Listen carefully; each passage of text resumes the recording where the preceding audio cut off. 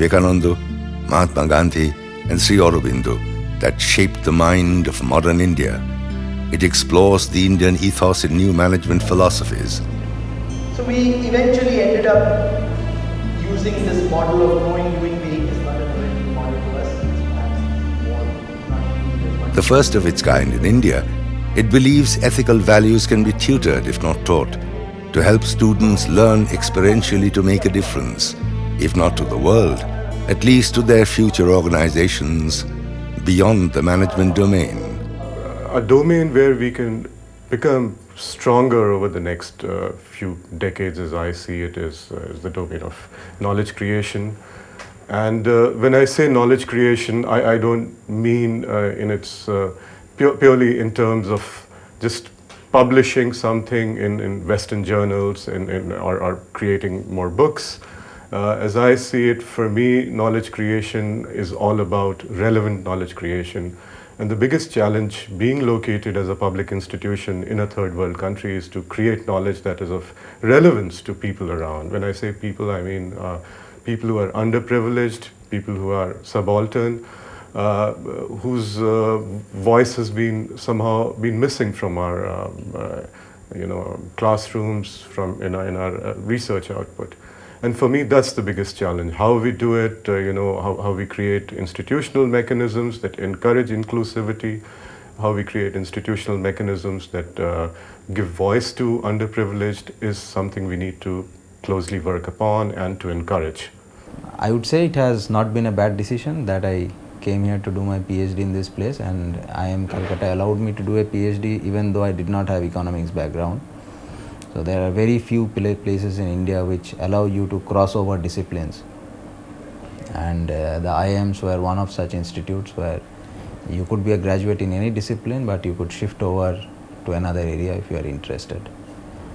So, and I think that continues even when the kind of work I do now, that doubt about what business is, doubt about business relationship with society, are very active in the intellectual life inside the institute, what we talk about, what we try to teach.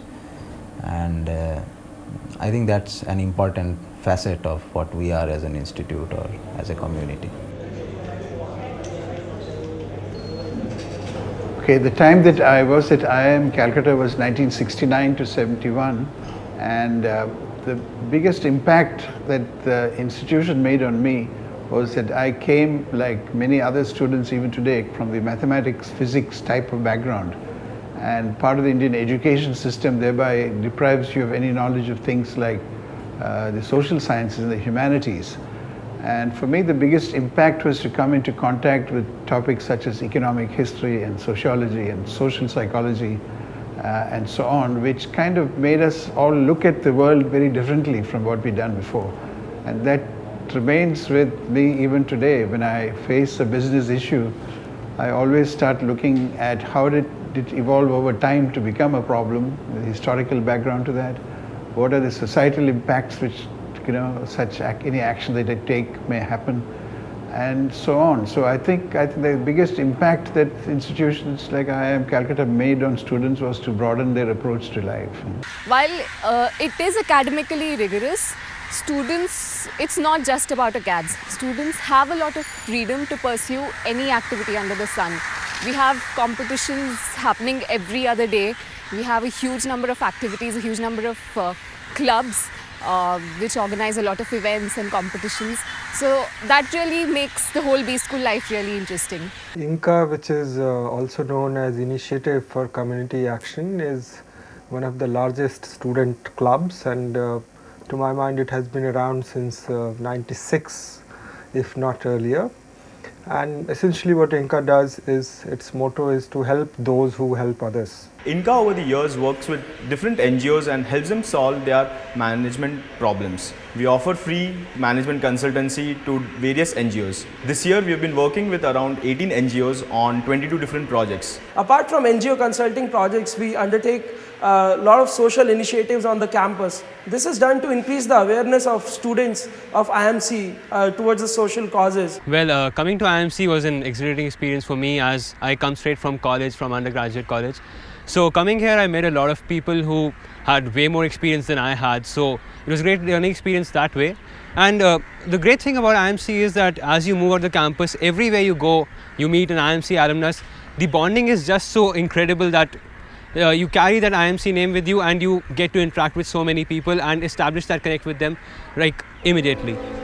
This bonding is rejuvenated by yearly meetings and events of the Alumni Association over 50 years of IIMC. These interactions help to build bridges across generations of students to strengthen and empower the alumni community.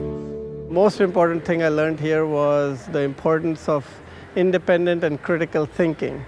So I've tried to apply it in my job, in my work, in my studies, and it has served me very well. A second thing I want to say, the way it influenced me was in the networks that I was able to create. I am still in touch with 80% of my class. We have a e-group that is very active. We share information, advice, both personal. So I feel the friends that I made over here have stayed with me and they've helped me with advice over the years.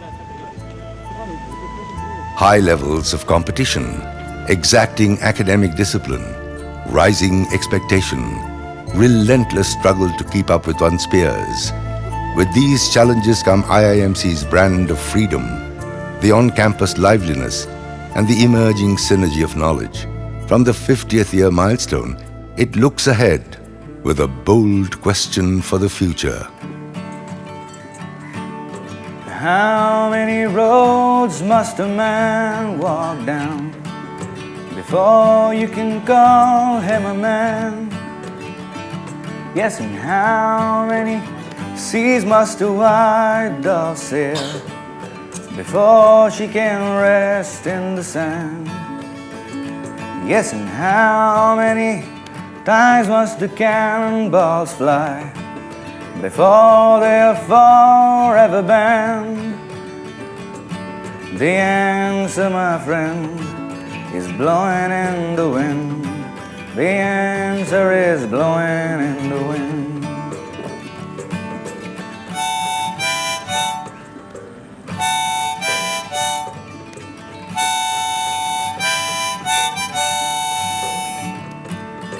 How many years can a mountain exist before it is washed to the sea?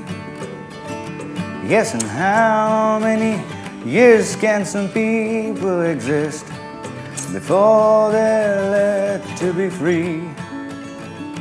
Yes, and how many deaths will it take till we know that too many people have died? The answer, my friend, is blowing in the wind. The answer is blowing in the wind.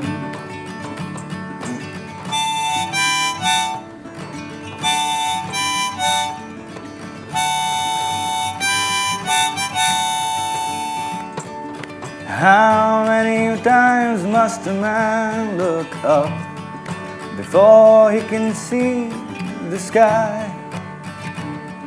And how many years must one man have before he can hear people cry?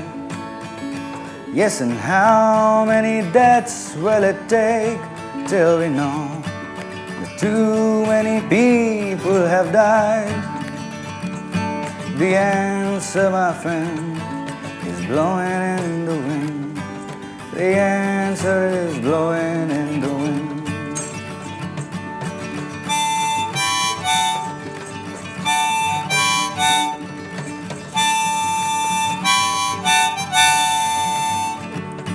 The answer, my friend, is blowing in the wind.